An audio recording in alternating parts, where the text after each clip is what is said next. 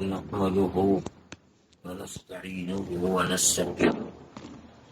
ونؤمن به ونتوكل عليه ونعوذ بالله من شرور أنفسنا ومن سيئات أعمالنا. من يهده الله فلا مضل له ومن يضلله فلا هادي له، ونشهد أن لا إله إلا الله وحده لا شريك له، ونشهد أن سيدنا ومولانا محمدا عبده ورسوله. أما بعد،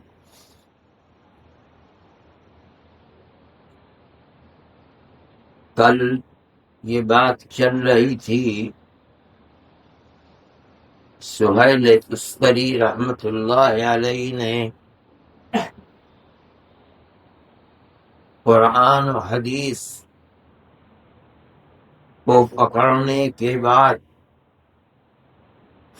کسی بھی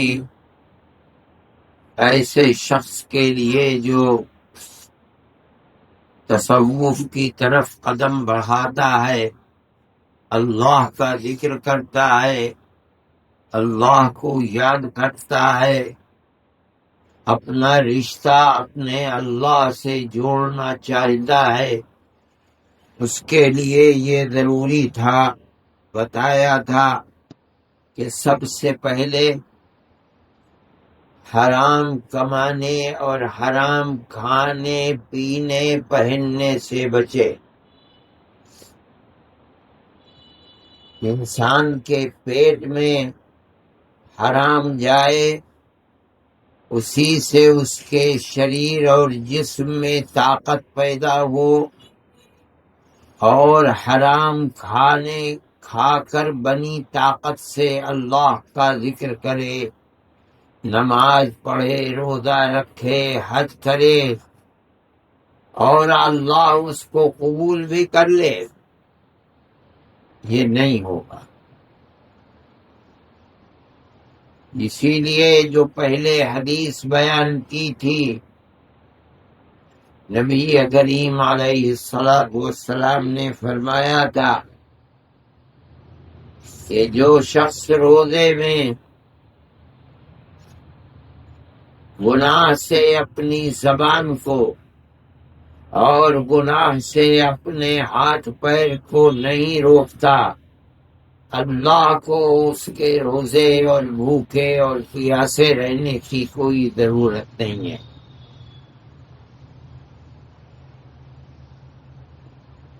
صرف کھانا ہی حرام اسی سے روکا نہیں گیا ہے، بلکہ ہر حرام سے رکنا، ہر حرام سے بچنا ضروری ہے۔ لیکن حرام کھانا یہ تو ہر حرام کے لیے بنیاد ہے۔ جب آدمی کے پیٹ میں حرام جاتا ہے تو اس حرام کا اثر اس کی زبان قبول کرتی ہے، اس کی آنکھ قبول کرتی ہے، اس کا دل قبول کرتا ہے، اس کا دماغ قبول کرتا ہے، اس کے ہاتھ پیر آنکھ ناک کان ہر چیز اس حرام سے جو پیٹ میں پہنچا ہے، جس سے سارے جسم کو طاقت اور زندگی ملتی ہے، انسان کے جسم کا ہر حصہ اس کے اثر کو قبول کرتا ہے۔ ایک گناہ کیا کہ حرام کمایا اور حرام کھایا، سارا جسم حرام کی طرف لگ گیا، یہ بنیاد ہے۔ لیکن جو اور حرام ہو رہے ہیں حرام کھانے کے نتیجے میں، وہ بھی اپنا اثر رکھتے ہیں، اور وہ اثر کیا ہے کہ انسان کو حرام کھانے سے، حرام کرنے سے، حرام بولنے سے، حرام دیکھنے سے عبادت کی توفیق نہیں ہوتی۔ اللہ کا ذکر بھی تو عبادت ہے، نماز بھی تو عبادت ہے، روزہ بھی تو عبادت ہے، حج بھی تو عبادت ہے،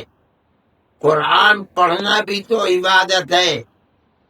جو آدمی حرام کرے گا، حرام دیکھے گا، اپنی نظر کو حرام سے نہیں بچائے گا، وہ اللہ کا عبادت گزار بندہ نہیں ہو سکتا۔ اگر بچائے گا عبادت گزار بن جائے گا۔ روزے دار کو، اللہ کی تسبیح کرنے والے کو، اللہ اللہ کرنے والے کو، اللہ کا ذکر کرنے والے کو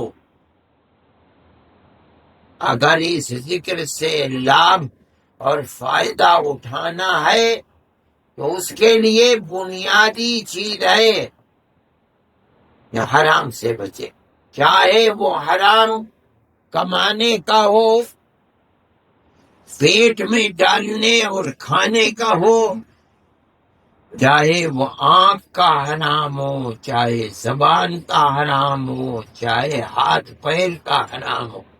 ہر حرام سے بچے، نہیں تو عبادت کی توفیق نہیں ہوگی، اگر ہوگی تو مقبول نہیں ہوگی۔ اس لیے کہ جس طاقت سے عبادت کر رہا ہے جسم کے اندر وہ طاقت حرام طاقت بنی۔ اس کو ایک حدیث میں حضرت ابو ہریرہ رضی اللہ تعالی عنہ بیان فرماتے ہیں کہ ایک مجلس میں اللہ کے نبی نے صحابہ سے فرمایا کہ میں کچھ نصیحتیں کرنا چاہتا ہوں، کون لے گا؟ تاکہ وہ خود ان نصیحتوں پر عمل کرے اور جو عمل کرنا چاہتے ہیں ان کو بتلائے۔ ابو ہریرہ فرماتے میں کھڑا ہو گیا، میں نے کہا انا یا رسول اللہ، مجھے نصیحت کیجیے،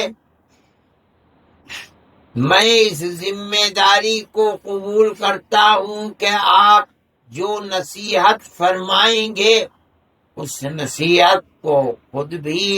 زندگی میں اتاروں گا اور دوسروں تک پہنچاؤں گا بھی۔ فرماتے ہیں ابو ہریرہ جب میں نے یہ بات کہی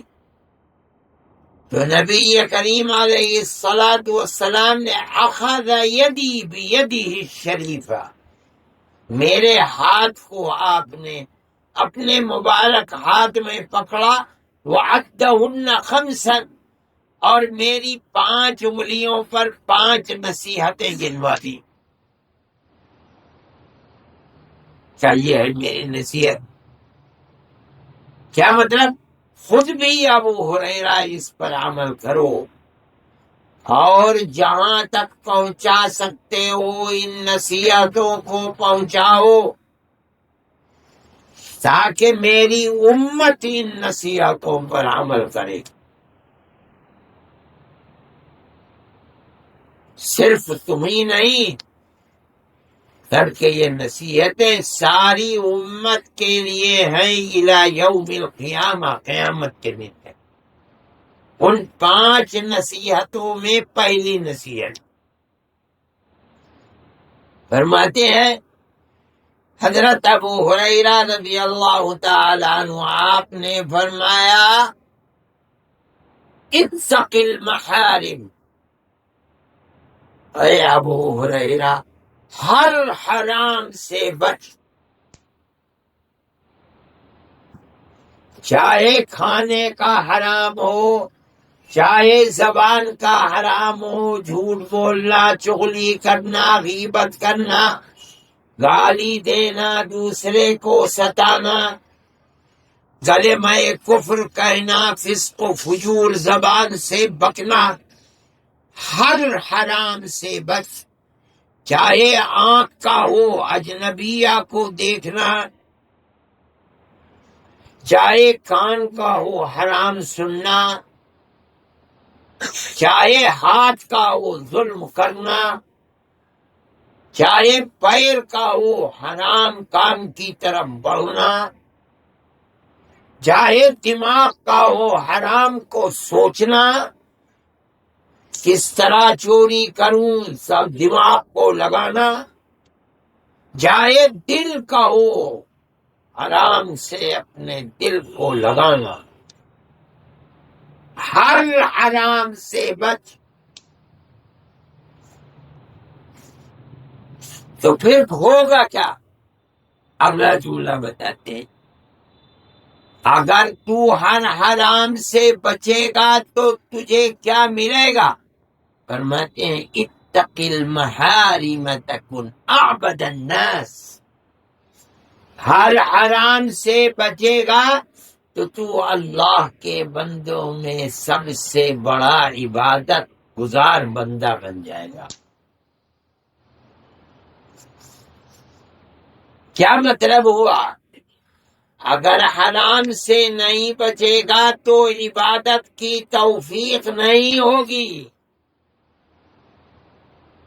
اگر ہوگی تو عبادت کرے گا تو اس میں رنگ نہیں چڑھے گا، دل نہیں لگے گا، تو اللہ سے رشتے کو قائم کرنا چاہے گا، اللہ تیری طرف توجہ نہیں کرے گا، تو اللہ اللہ کرے گا، اللہ منہ موڑ لے گا، کل قیامت کے دن نہ تیری طرف رحمت کی نظر ڈالے گا، نہ تجھ سے تیرے گناہوں کی بخشش کے لیے بات کرے گا، نہ تیرے گناہوں کی بخشش کرے گا۔ کیوں؟ دنیا میں حرام کیا کرتا تھا۔ اگر تو یہ چاہتا ہے کہ اللہ کی عبادت کر کے اللہ کا عبادت گزار بندہ بن جائے تو دنیا کے اندر رہتے ہوئے بنیادی اس کے لیے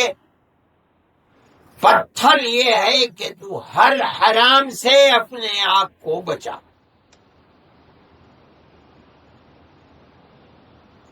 پھر بھی اگر ہو جائے تو فرماتے ہیں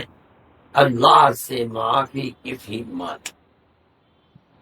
آدمی گناہ نہ کرے یہ تو ہو نہیں سکتا، یہ خصوصیت کہ گناہوں سے معصوم ہو آدمی، یہ تو انبیاء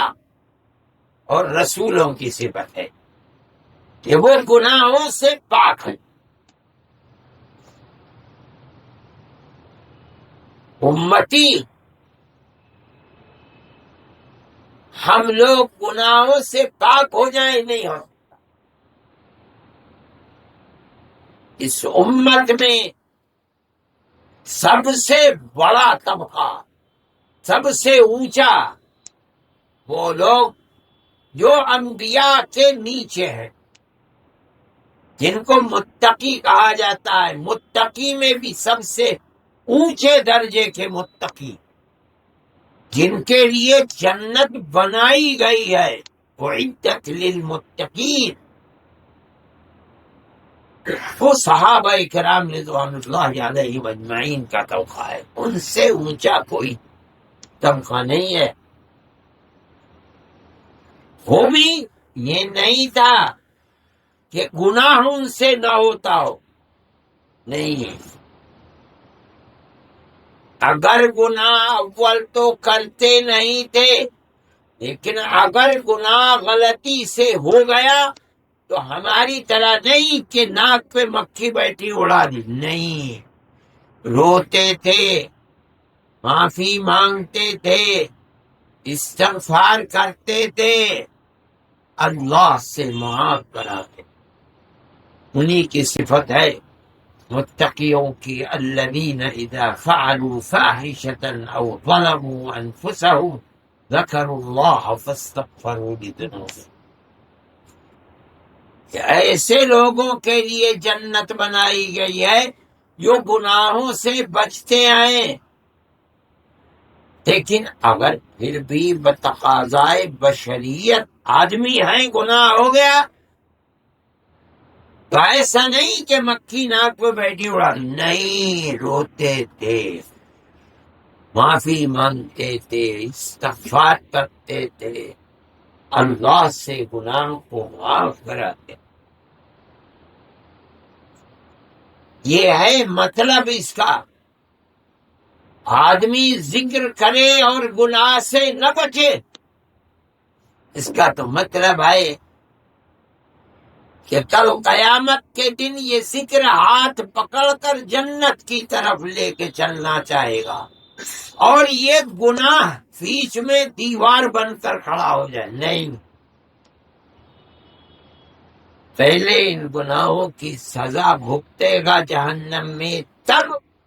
آگے بڑھے گا جنت کی طرف۔ یہ بڑی اہم چیز ہے۔ جیسے کچھ نیکیاں بھی ایسی ہیں کہ گناہ گار کو گناہ لے کر چلے گا جہنم کی طرف، وہ اعمال صالحہ ایسے ہیں کہ اس آدمی کے اور جہنم کے درمیان میں دیوار بن جائیں گے، نہیں، جہنم میں نہیں، اس کے قصور معاف ہوں گے۔ حدیث میں نبی کریم علیہ السلام نے فرمایا کہ جس آدمی کی بچیاں ہیں اور وہ اپنی بچیوں کو، بہنوں کو بہت خوشی کے ساتھ پرورش کرتا ہے، پالتا ہے، ان کی ضرورتوں کو پورا کرتا ہے، کسی مصیبت کا شکار ہو گئی بچی، شادی نہیں ہوتی مگر احساس نہیں ہونے دیتا، شادی ہو گئی، طلاق ہو گئی، گھر میں آ کر بیٹھ گئی مگر احساس نہیں ہونے دیتا، ان کی ضروریات زندگی کو پورا کرتا ہے،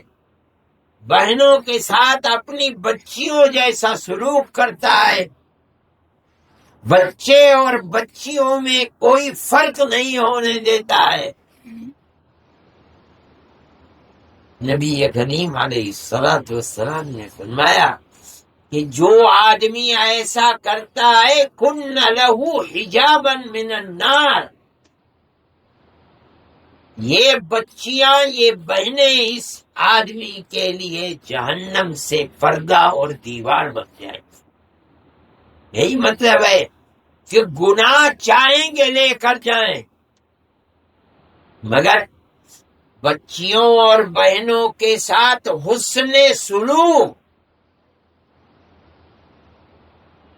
ان میں کبھی بچے اور بچیوں میں فرق نہیں کیا، بڑی سے بڑی مصیبت کو جھیلا مگر ان کو احساس نہیں ہونے دیا۔ یہ اللہ کے یہاں اتنی پسندیدہ چیز ہے کہ یہ اس کے اور جہنم کے درمیان میں پردہ بن جائے۔ میرے بھائی، اللہ کا ذکر یہ چاہتا ہے کہ آدمی حرام چیزوں سے بچے، اپنے آپ کو گناہوں سے بچائے، چاہے وہ کسی طرح کے بھی گناہ ہو، نہیں تو گناہ یہ چاہتا ہے کہ اللہ اس سے ناراض ہو، ذکر یہ چاہتا ہے کہ اللہ راضی ہو، یہ دونوں چیزیں آئیں گی تو ذکر کا پورا فائدہ نہیں ہو پائے گا۔ اس لیے رمضان کی ان گھڑیوں کے اندر جس کا 10 دن تو گزر چکے، رحمت کی 10